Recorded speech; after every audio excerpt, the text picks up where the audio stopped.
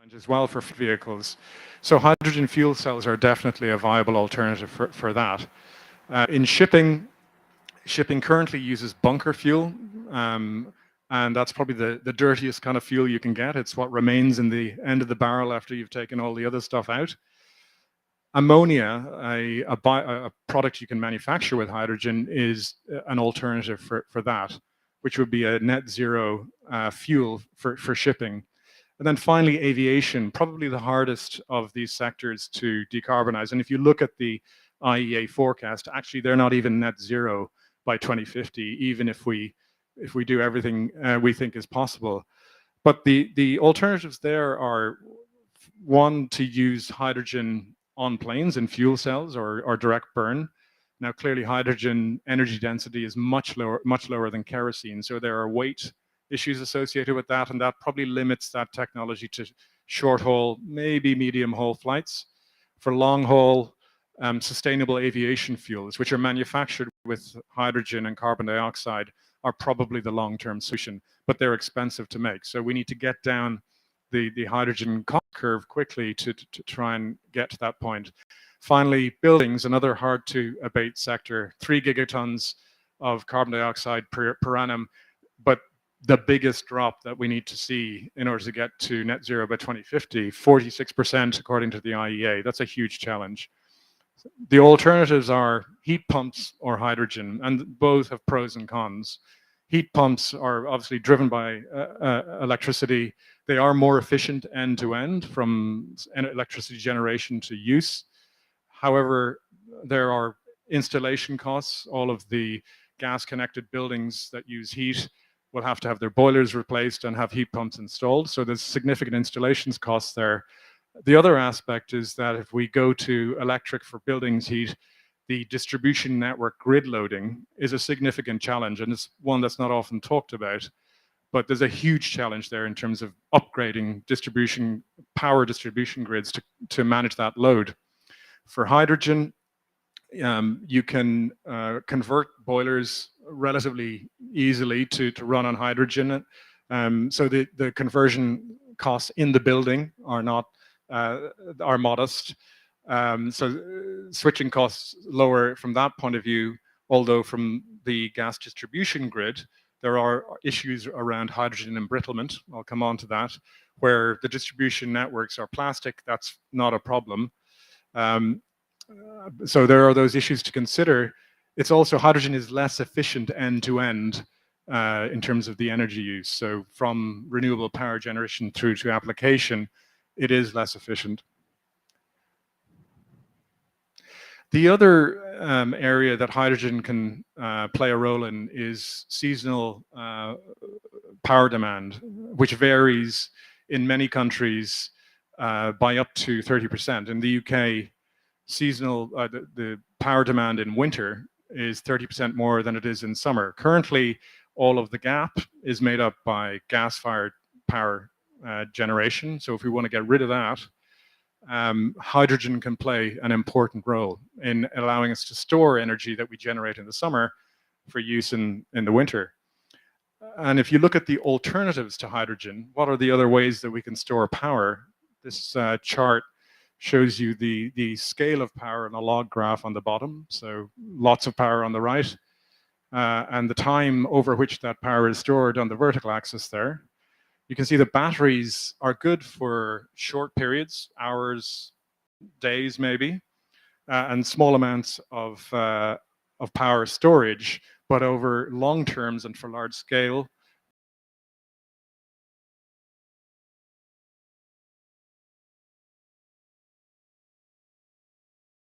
that are good for long term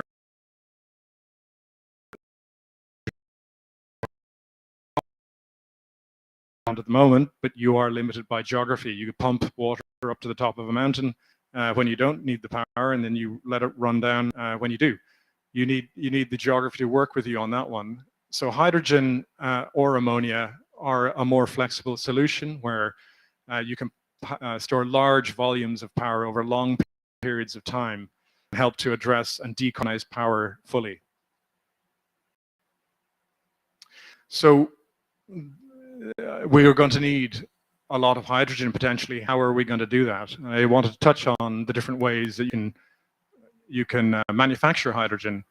Currently, almost all of the world's hydrogen is manufactured from natural gas, methane, through a process called steam methane reforming. And out of that process, you get hydrogen, but you get a lot of carbon dioxide. So gray hydrogen, as it's called, is not suitable for net zero. If you add carbon capture and sequestration to that process, you get what's called blue hydrogen. And you can make blue hydrogen capture up to 95% of the carbon dioxide that's emitted from the SMR process, but it's very difficult to get the whole way. So that means that in the long run, we're not going to be able to rely on blue hydrogen, but it can play an important role in getting us to net zero. The advantage of blue hydrogen is that the technology, SMR, is there already. It's deployed, so we don't have to go through the learning curve with that technology.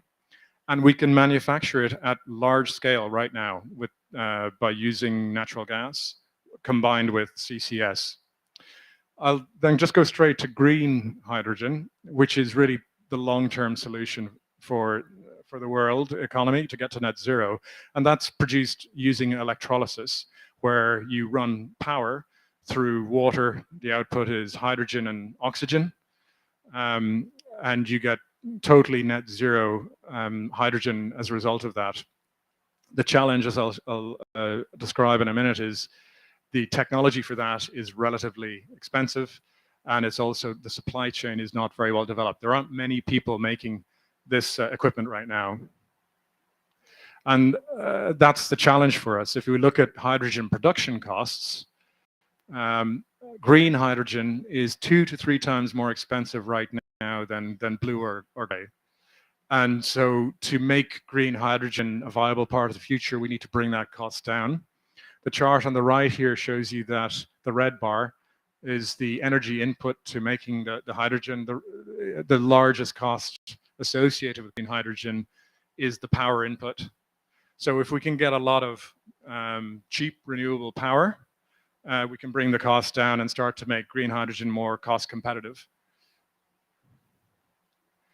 So thinking about all of that, what could the hydrogen future look like? And I want to describe a couple of scenarios and what are the implications for infrastructure and investment associated with that. And I like to use this analogy, if you bear with me. Is hydrogen going to be champagne, expensive to make, scarce, and only brought out for special occasions? Or is it going to be more like sparkling water, cheap, abundant everywhere, and a mass market product? And whether it's one or the other has a big implication for what we build and how we manage and distribute hydrogen. And if we look at, pardon the detail on the chart there, but the important element of that is the range. If we look at the forecasts of how much hydrogen people think we're going to be using by 2050 to get to net zero, that's what this is. It shows you at the top there, the IPCC in 2018, we're saying probably about 5%. So that's the champagne scenario. Whereas if you go down to Bloomberg New Energy Finance, they're saying about 30%. And if you look at the UK, we're going even further. So we're saying 50%, up to 50%. So that's definitely the mass market sparkling water scenario. And depending on which of these outcomes turns out to be the case, and it'll be driven by fundamentally economics and creating the market for hydrogen, that has a huge impact on the infrastructure needed. And again, let's take the UK as a case study in what the infrastructure might like in these two scenarios. On the left-hand side, we've got the champagne scenario where hydrogen is used for specialist applications, steel, for chemicals, for cement, perhaps for transportation, maybe limited to shipping, in the long run, maybe aviation, seasonal power storage. In that scenario, hydrogen is probably going to be produced close to demand in hubs, regional hubs. There'll be local production and storage. There'll probably be limited long-range transportation infrastructure. moving on to the sparkling water scenario. So we're up to maybe 10, 15, 20% of the total world energy requirement. In this case, hydrogen is also used maybe for buildings, for homes, for all sorts of transportation like trucks and buses, much more widely used. In that scenario, hydrogen is probably produced close to the large scale renewable power it's going to need, right? So it may be produced even offshore, but it'll be probably away from the centers of demand, and we'll have to build infrastructure to get hydrogen to cities and to the centers of demand. And in the chart on the left there is the current situation in the UK. So we're seeing the hydrogen hubs develop already around industrial users. The question is, will we get to the right-hand side here, where plans are being put in place to develop the regional infrastructure? And so will that be built? And beyond that even, will there be an international market for hydrogen where it's made in one location where it's cheaper and then transported to where it's needed? One point on infrastructure that I wanted to highlight, because there is a lot of talk about this. Can we reuse the existing infrastructure that we use for gas with hydrogen? And one of the issues is that hydrogen does cause embrittlement. Up to 10% of hydrogen in a steel pipeline is not a problem. That's easy to deal with. At higher levels, you do tend to get embrittlement. And what happens is hydrogen makes its way into the steel matrix, the crystal structure, and it reduces the toughness and it causes fatigue to degrade. So for 100% hydrogen, we have to deal with that. Interestingly, it's only a problem for high-grade steels. Low-grade steels are fine. So some of the infrastructure we use now, we will be able to use directly. For other parts of the infrastructure, we'll have to use techniques like adding additives, using liners and coatings, changing the operating behavior to repurpose that infrastructure for hydrogen. In some cases, we'll have to build new infrastructure. And let's then think about, if we're building infrastructure to create hydrogen, how much renewable power are we going to need beyond what we have today? The current global production of hydrogen, which is mostly grey, is 94 million tons. If we want to produce that fully with electrolysis, green hydrogen, we'll need roughly 540 gigawatts of hydrogen electrolysis capacity. To get to 5% of the world's requirements by 2050, so the Champagne scenario, we're going to need 230 million tons, so over almost 2.5 times what we produce now. To produce that with electrolysis, we'll need almost 1,400 gigawatts of electrolyzer capacity. Where are we right now? Right now, we have globally 1.4 gigawatts of electrolyzer capacity. So we're talking about scaling up by 1,000 times to get to net zero. It's a huge program, a huge amount of investment required. And looking at the manufacturing capacity, the supply chain I mentioned earlier on, these are the some of the leading players in electrolysis, ITM Power, Nel. They're talking about being able to manufacture between 2 and 5 gigawatts of electrolyzer capacity per annum by 2024, 2025. Siemens are planning to go a bit further beyond that. But that side of the equation needs to be massively scaled up in order to get to where we are on the right. And one point to highlight is that the economics are going to be a big driver for this transition to hydrogen. And some regions who have a greater solar or wind resource for renewable power generation are going to be advantaged in terms of their ability to generate green hydrogen. And from this IEA report, you can see that the North Africa and the Middle East are very well positioned to play a leading role in the green hydrogen market in future, getting down to $2 per kilogram, which is really where we need to be competitive. So this is a big opportunity for this region to support the drive to net zero, but also to build a new industry and build new skills.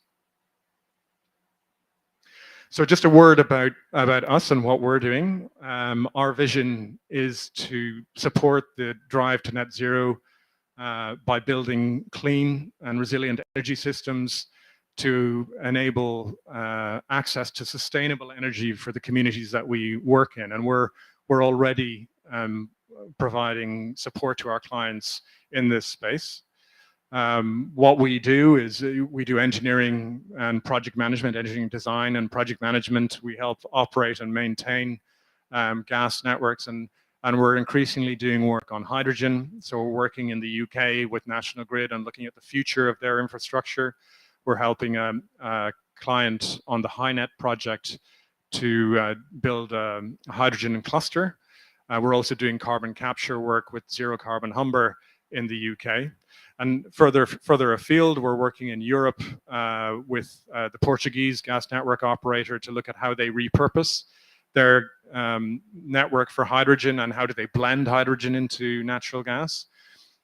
We've been working in Angola, looking at developing green fuels for ports, and also in NEOM looking at sustainable aviation. So there's a lot of work going on here that we're getting involved in, and we're very pleased to support, and we see that as a key part of our business going forward.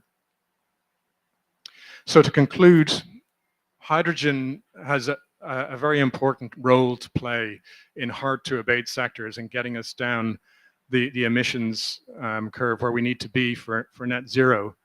In the long run, green hydrogen is going to be the solution, but you can see from the numbers I've described the scale of investment and build out that needs to happen for us to get there, and likelihood is we'll need blue hydrogen as a stepping stone to get to that point. How much hydrogen we end up with is not clear. There's a wide variety of opinions on that, and really only over the next decade will we understand exactly where we're going to end up. But whatever the scenario, we're going to need a lot. And for regions like this, you know, for Egypt, for North Africa, for the Middle East, there's a big opportunity to play a leadership role in this space and create the international market for hydrogen. So I'll leave it there. Thank you very much.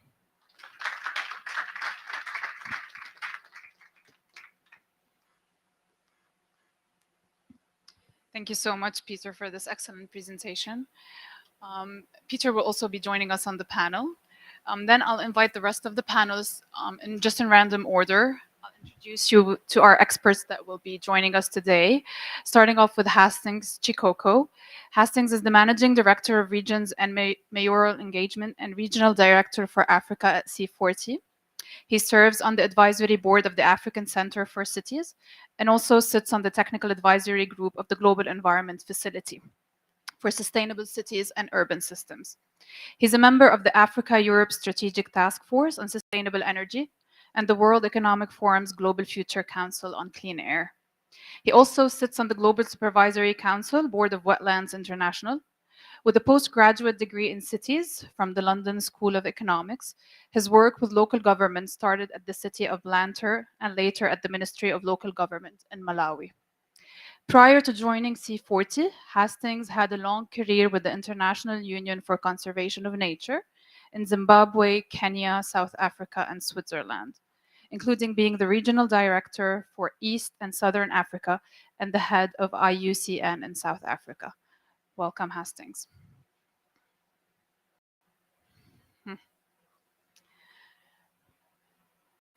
Next, we have Yahya Annouti. Yahya has over 15 years of management consulting experience.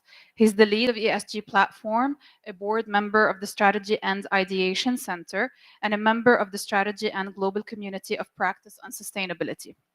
Yahya is a member of the University of Texas at Austin, Advisory Council for Energy and Earth Resources, and an expert advisor to the Extractive Industries Program of the UNDP in New York. Yahya is also a member of the World Bank Resource-Related Communities of Practices and has worked for the Sustainable Development Department of the World Bank in Washington, D.C. Yahya's industry expertise covers sustainability, environment, including biodiversity and the natural resources, the circular economy, low carbon transition, local content, ESG, innovation, and moonshot thinking, including institutional framework design, impact assessment, governance, and operating model design. Welcome, Yahya. Our last panelist for today is Richard Palmer. Richard is Director of Global Sustainability Services at Integral Group, also a member of the DAR Group of companies. He has over 17 years of experience providing sustainability advice to projects in the buildings and the infrastructure sectors, delivering high ambition in the policy, planning, design, and construction of a sustainable built environment. Welcome, Richard. So I'll be starting our panel with a question that's addressed to all of you, and you can just answer it in random order. In 2 very quick points, what's your biggest priority in rapidly mobilizing the energy transition in your different sectors that you operate in? And what do you see as being the single biggest challenge that you're facing today?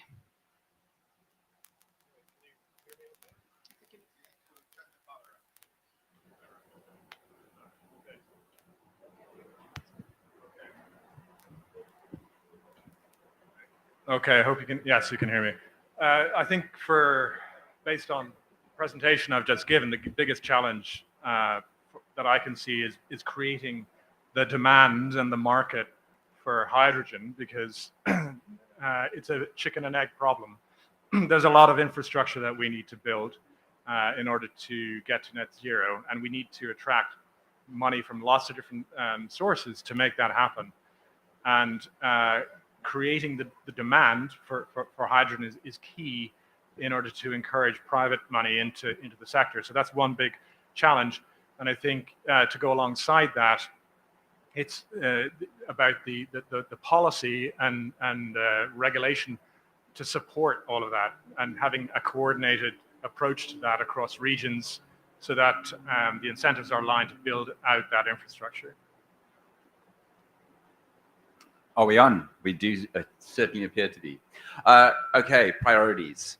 So I'm going to speak mostly from the perspective of the built environment and how the energy transition impacts buildings and infrastructure. And we have an urban energy system with existing energy networks that are split largely between molecules and electrons. And a lot of what we're talking about is transitioning quite a lot of that load on molecules onto electrons. And that means an infrastructure change within our cities.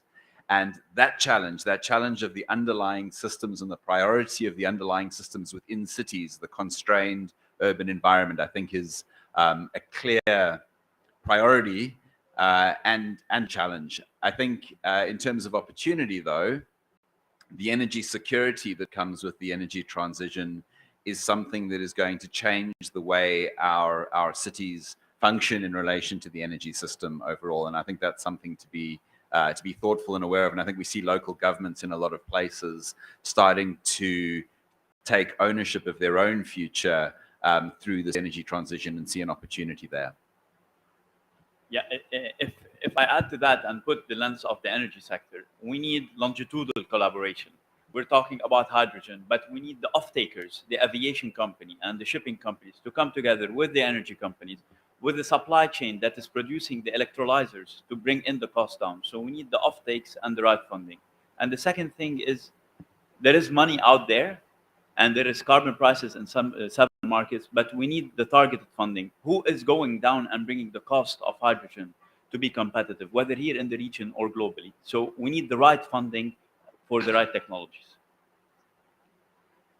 I think I was coming from a mayor's network, a city's network.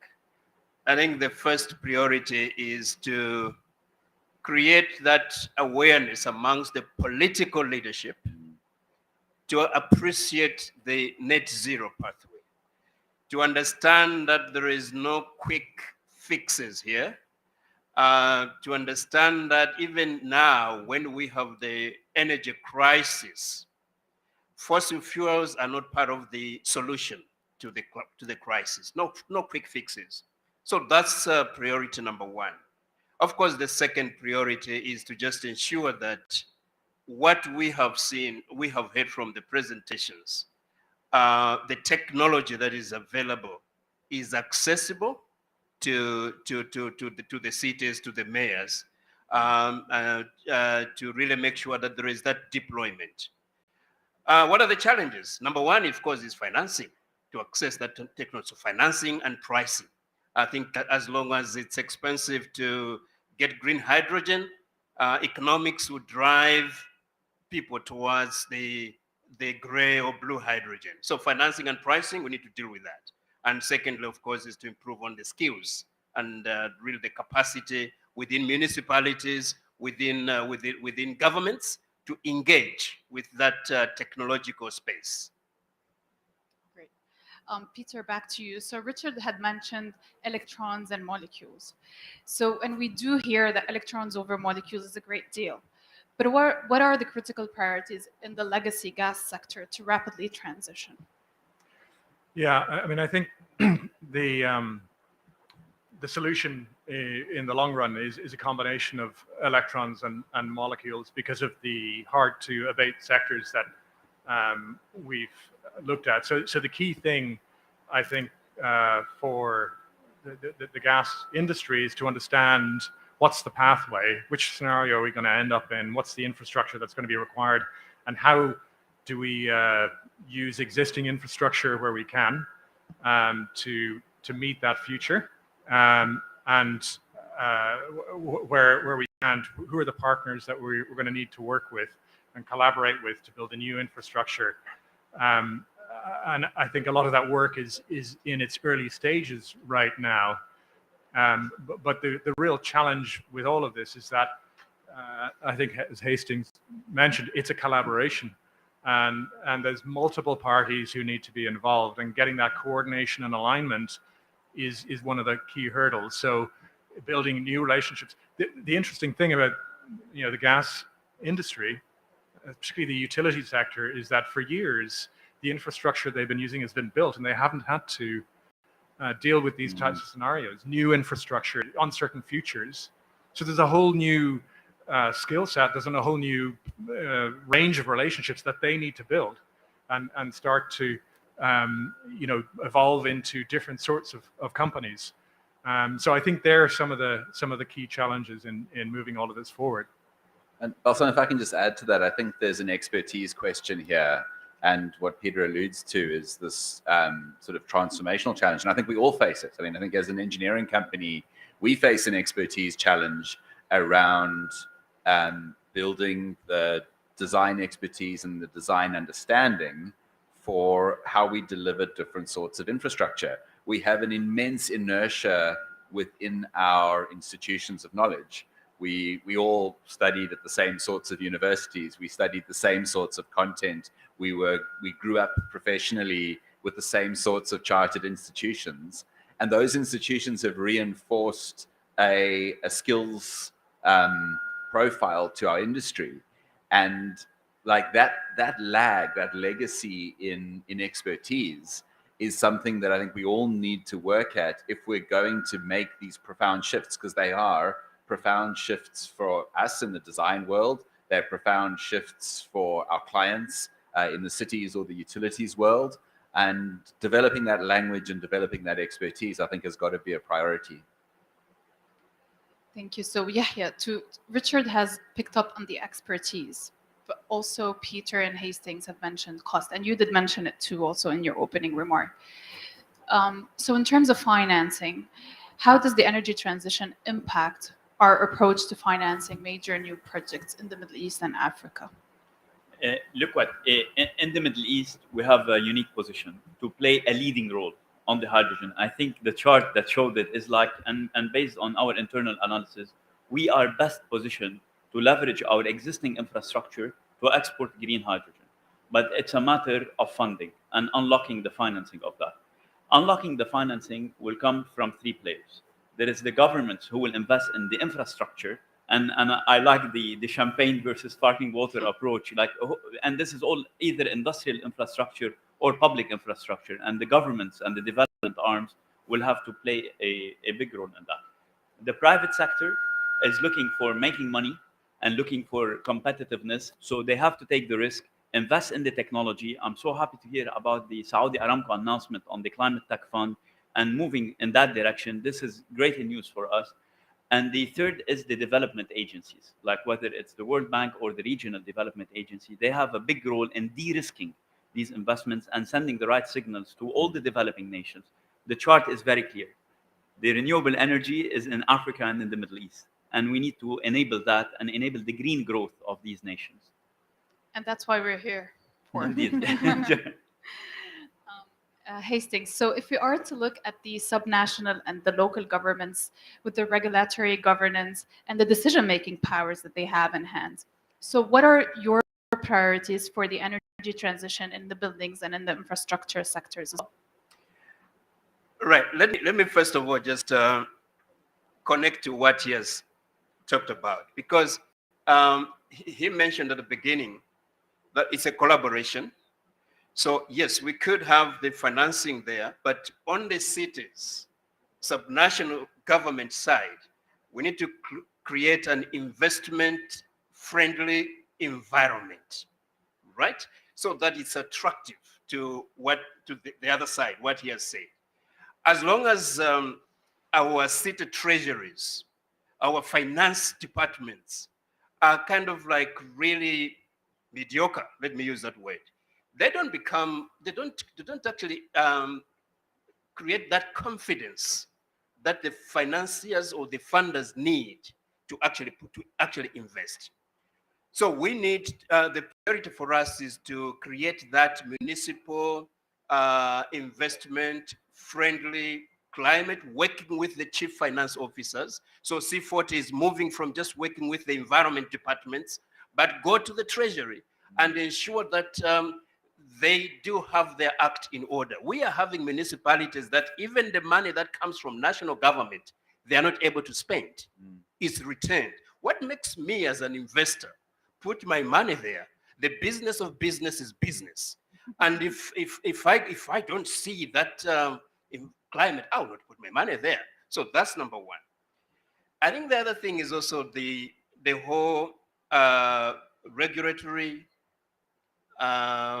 legislative environment that is not prohibitive, but that encourages investors.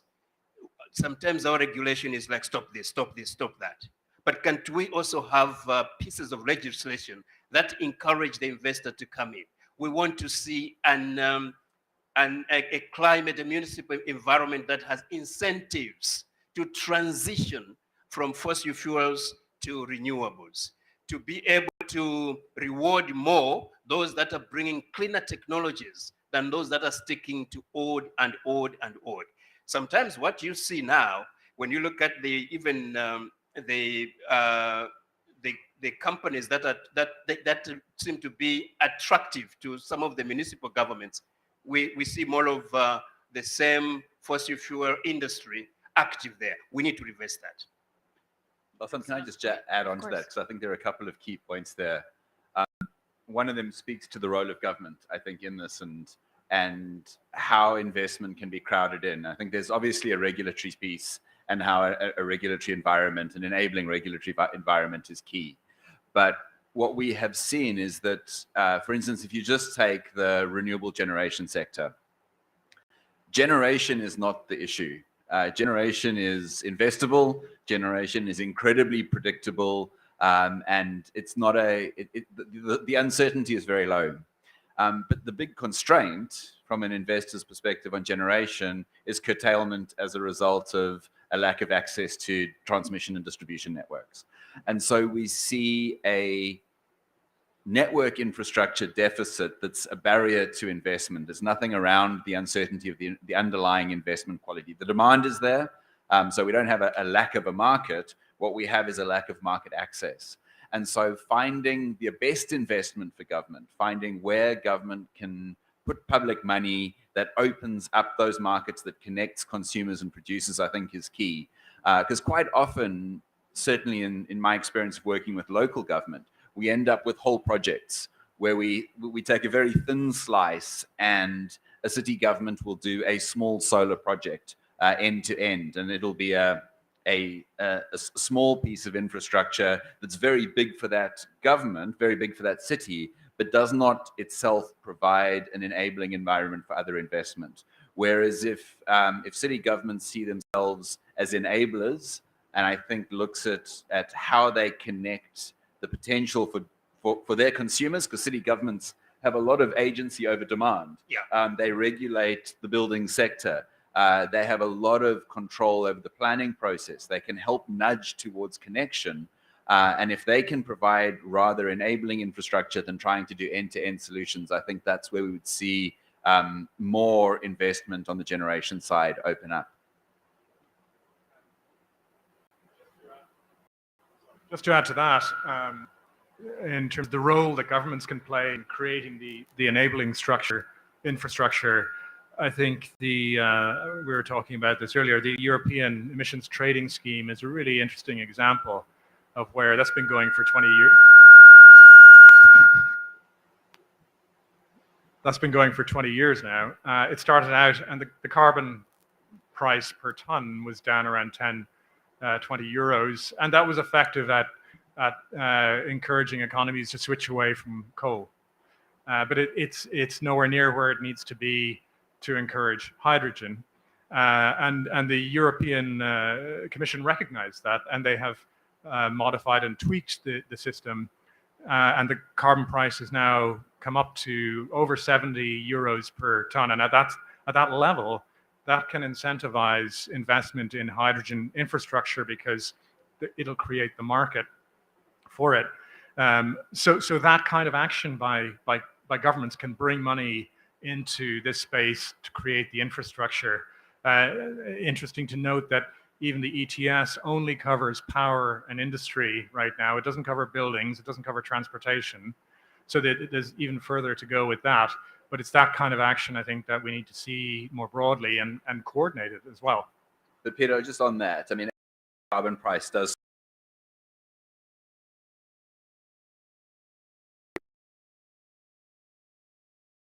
as well. $20 20 euro a ton price might be designed for coal. A $70 a ton price essentially closes the door on that industry. And that brings up the questions of the just transition and how we choose to navigate as much the doors we close in this industry as the ones that we're seeking to open. So Richard, staying with you here and just zooming in more on the transport sector. Yep. So we know that zero emission transit solutions are a major part of the energy transition. So what major investments will enable these to become standard globally? So what we're seeing, I mean, I think the US state level departments of transit are one of our big client groups who are grappling with this thing. And in some ways, I think we're still at we don't quite know what we don't know yet. When you get to the nitty gritty, I think the sort of macro level opportunities of, okay, we've got hydrogen and we've got batteries and there are different use cases for each. What is surprising those agencies as they get into feasibility, I think many of them had a sort of natural, almost cultural inclination towards battery power within transit networks, within bus networks, and that the infrastructure investment costs in terms of growing trunk power connection and capacity into charging facilities came as a very scary cost number in those circumstances. And that has led many of them to, and I think also the range questions and route design, because all of our bus networks are designed around the vehicles that we have and the distance they can go and the traction that they need. So we have a different circumstance coming out in this balance between electricity and hydrogen.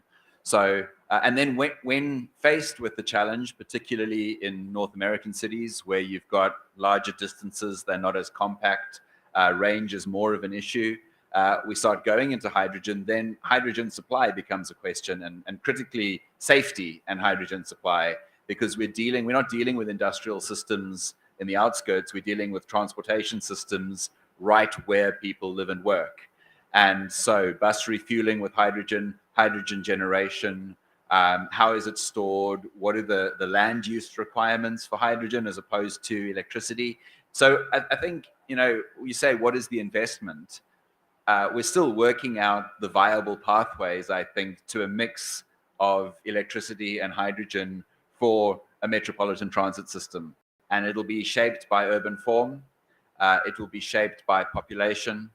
It'll be shaped by how successful we are at convincing people to change their own transportation behaviors and the modal diversity we get to. So I don't think there's one question. I think unequivocally we're going to need much, much better distribution infrastructure in our cities with much greater capacity than many of us even appreciate now. So I think there's going to be a huge upside. If we err, we're going to err too low. There's probably much more infrastructure than we think we need. And that will be true regardless of whether it's hydrogen or electricity. And so I think we should be prepared for those investment questions. But exactly which pathway we end up will be complex, and it'll hinge on how well we get people out of cars and how well we change purchasing and ride decision matrices for people in cities. Excellent. Thank you, Richard. So Peter, staying along those same lines and now focusing more on the aviation sector that you've brought up in your presentation. So it's a major sector that does account for about 2% of the global emissions, and it's a key sector also in the energy transition mission. So what future do you see from your perspective for airports, for utilities, and the sector more broadly for the coming decades? Yeah, this is the hard one, right, in terms of decarbonization. And I've talked about the different technologies that may play out over the coming years. That's dealing with the plane, but there's all the infrastructure that goes around that, that's installed in airports. That you know, a huge amount of investment in place, and kind of to refer to one of Richard's points around safety. You know, ways of operating that accommodate the you know, the kerosene transportation and distribution to airplanes. All of that needs to be considered as well, because if, for example, we decide let's switch all the short haul flights to hydrogen, the way that they get refueled, whether it's a fuel cell or a hydrogen tank, totally changes the infrastructure at the airport. All of that infrastructure is under the runways. It's under the buildings, you know, so you're talking about a massive project to change all of that. So that might even ultimately argue in favor of sustainable aviation fuels, because you can just put that through the existing systems. But all of that work needs to be figured out, and that's a real challenge. So I think there's going to be a lot of work in the coming decades. Hastings, so there are growing supply chain and material constraints when it comes to the resources market, the labor and the skills market. So how do we move everything else fast enough to keep up with this? To me, I think my phone. I am. All right. To me, I think it's about strengthening the relationship between the business sector and the governments and the cities themselves. We need to have increased platforms for co-creation of solutions, so that we cut the time that is required from actually the creation of the products that we need for the transition, and actually acquiring acquisition from the government side. For us, we have a cities and business climate alliance, where we are trying to bring the governments and the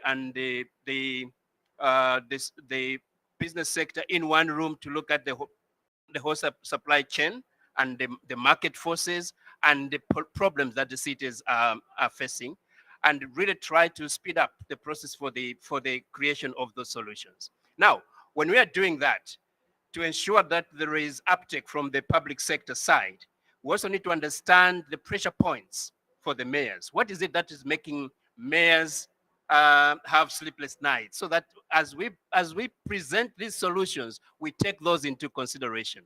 And make no mistake, we are in a post-COVID or we're in a COVID recovery era, We have a cost of living crisis. So as we look at the whole supply and demand of the markets or the supply chain, we need to factor those in.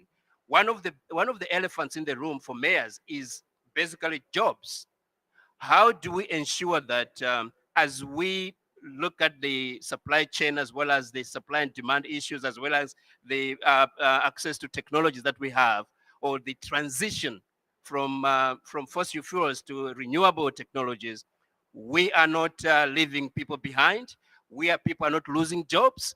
We are actually protecting the jobs that were otherwise in the fossil fuel industry, but they're also protected in the renewable energy industry. Those are some of the dynamics that we need to look into. But those can only be discussed if we have a platform where we engage at an early stage.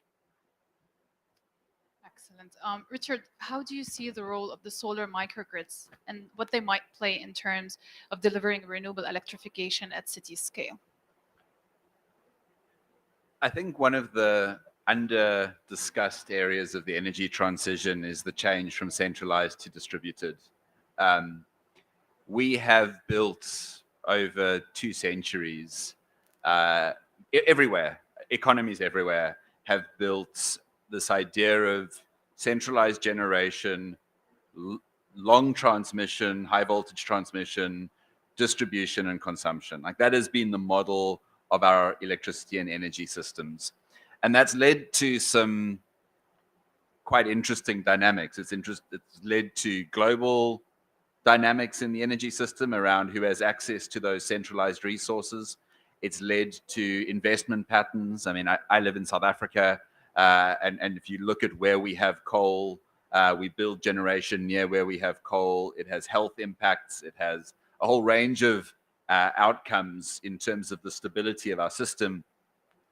And yet we have reliance. Everybody has reliance on these centralized areas.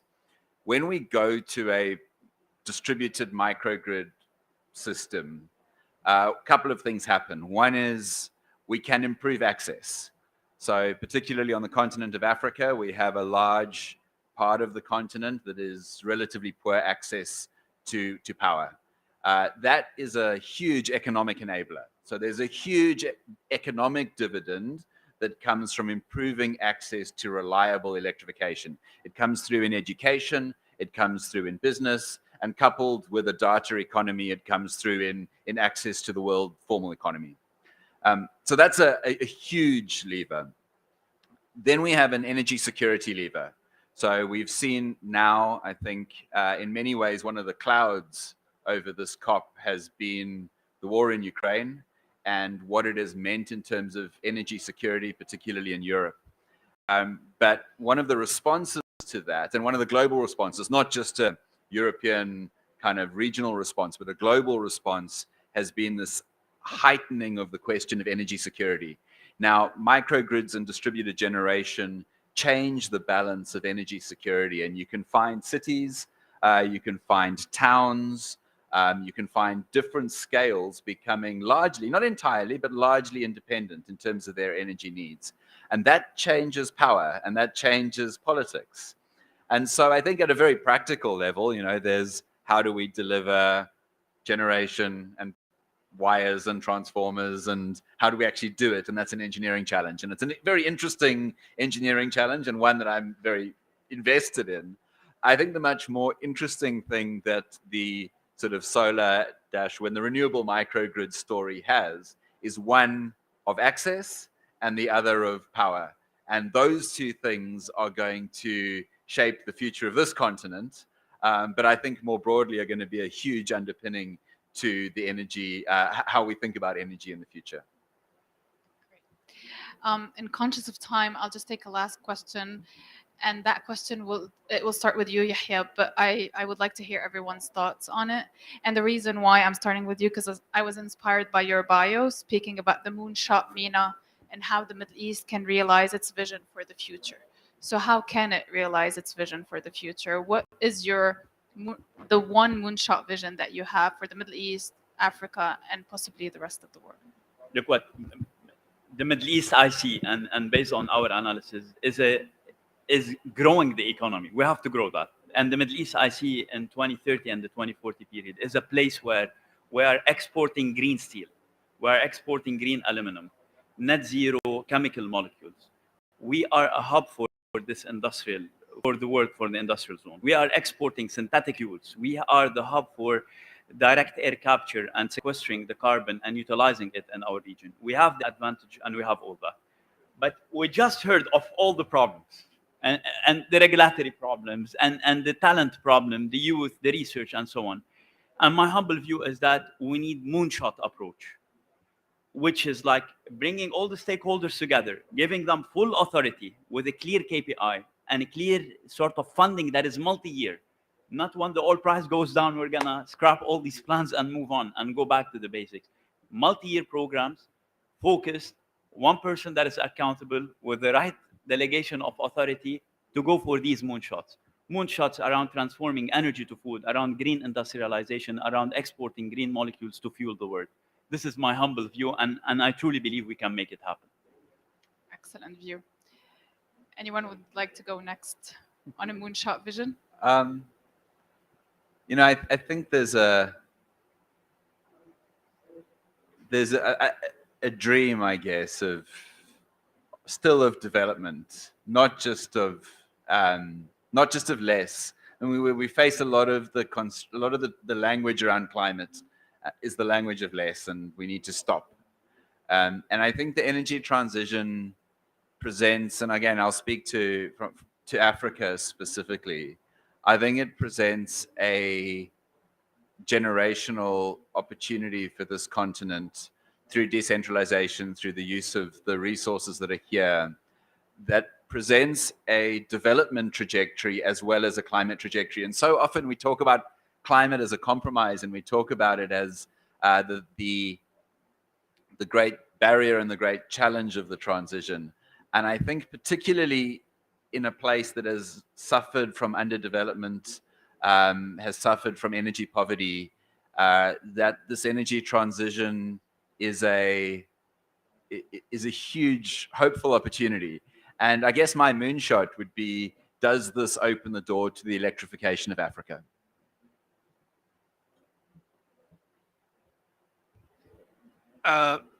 For me, we have 3 crises at the moment.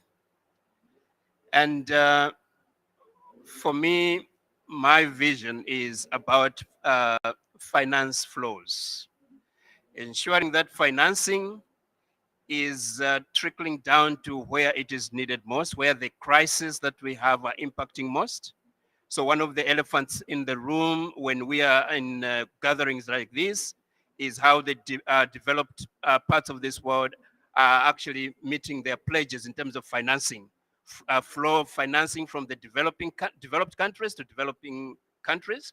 But I want to go further, ensuring also that there are finance flows from national governments to cities that are closer to the problems.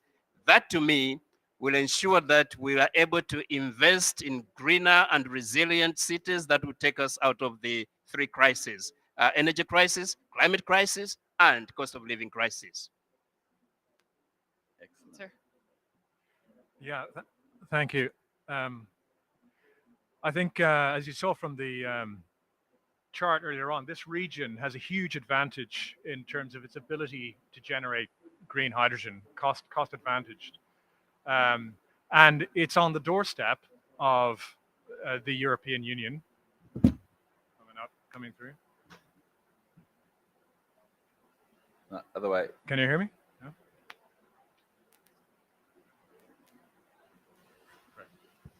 Can you hear me? Yeah. Yeah. Okay. So I was just saying, we've seen the great resource that the region here has in its ability to generate cheap green hydrogen. It's also on the doorstep of a region, the European Union, that is massively short in that respect. And it's published goal in the Fit for 55 program is to source green hydrogen from outside the EU, right? If you put that together with the fact that this many countries in this region, I know Egypt and in the Middle East, already from their experience in the oil and gas sector, have strong capabilities in working together with international partners to develop resources, to access finance and developing capability. You put those three together, I think there's a huge opportunity if we can kind of bring those together to develop, something that the world really needs, and help create the market and create that demand for green hydrogen. Excellent. Thank you. Thank you so much. I'll transition to the audience if anyone has any questions, because we only have very few minutes left for us. Yeah. Hi, everyone. Thank you for this interesting panel. I heard in the last couple of years nuclear energy becoming a clean source again. I would like, because we haven't heard the word, or at least I haven't heard the word nuclear in the whole presentation. Do you think, what's the role of nuclear energy in this energy transition, if any? And I know the US is kind of pushing forward, and many people are talking about an extremely more secure scenario right now when it comes to nuclear. So what's your take? Do you have any comments, opinions? I think when we look at the scale of the challenge we face, we need everything, right? Everything we can throw at this, we need to use. So nuclear is a net zero, or can be a net zero technology. And I think that's got to be part of the solution. And, even beyond that, looking at nuclear fusion, that's closer now than it ever has been as a potential source. The small modular reactors that have been developed by Rolls-Royce are potentially creating a more flexible nuclear source. So I think it absolutely has to be part of the equation. But part of the thing that we as a sector, as an industry, have to do a better job of is the public perception of that. And that not only does that go for nuclear, but it also goes for hydrogen if we build that out. If we don't put the groundwork in, working with public to help them understand what this is about and what it's going to look like and why it's going to be safe, then it could be a real roadblock. But yes, I think nuclear has got to be part of the solution. Just to add very briefly onto nuclear, I mean, at the moment, nuclear faces a fundamental challenge. The nuclear industry faces a fundamental challenge, and that is that wind and solar are incredibly cheap. And so when the transition is put in context, there are certain practical aspects around dispatchability that sort of hamper full wind-solar generation across a network of generating assets. But increasingly, it's looking like the need for nuclear as is a much smaller slice of the overall national energy, or any national energy makeup, than it historically has been, or many would have thought. And so the price and the time to market, nuclear projects are slow, and wind and solar are not. And so I think I guess at a professional level, we see it at a sort of a slightly different side, which is we would love to build really complex generating assets. But in practice, wind and solar is cheap and simple. And I think we're going to find it's really difficult to outcompete cheap, simple, zero carbon, and decentralized. So I think nuclear faces a fundamental issue of competition rather than something around it as a political or a social requirement.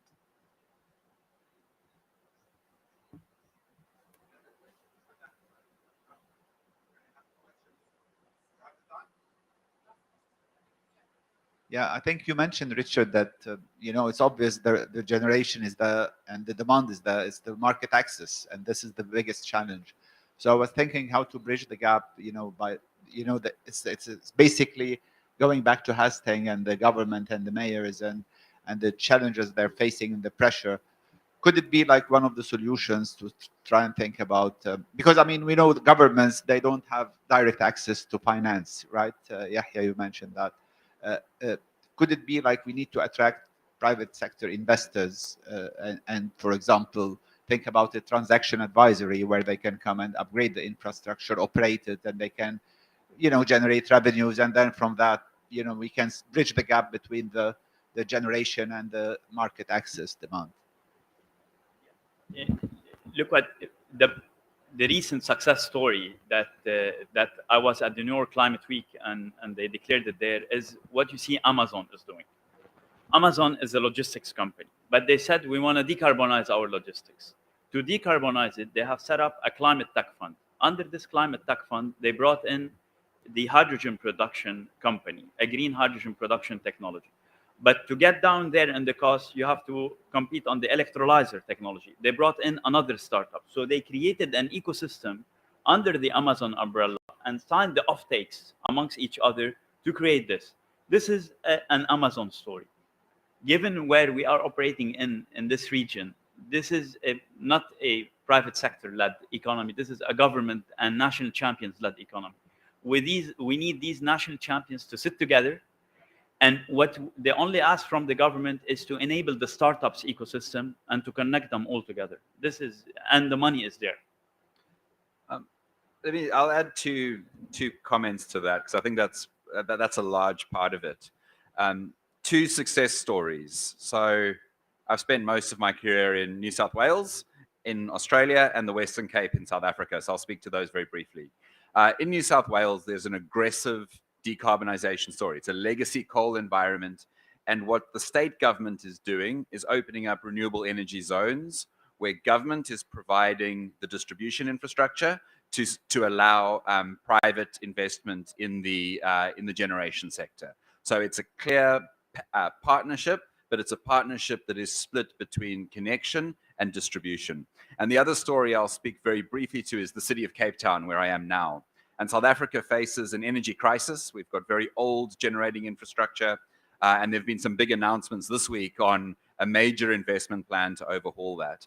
But in South Africa, cities have been leading, and the city of Cape Town has been opening up its own, so it owns distribution infrastructure, and it has been opening up independent power contracts from the national utility, so the city-led offtake agreements to stimulate local investment within the geography of the city and its surrounds to begin to diversify its own generation towards wind and solar. So city governments taking leadership on connecting their own consumers that they get to bill to generators by taking offtake agreements, and government providing distribution network infrastructure to allow generators to invest. Those are the two best stories that I've seen.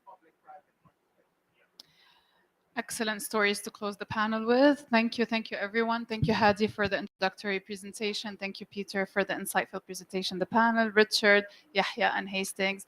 Just a quick picture, the five of us, before we hand over the room to the other panel. Thank you so much. Thank you, everyone.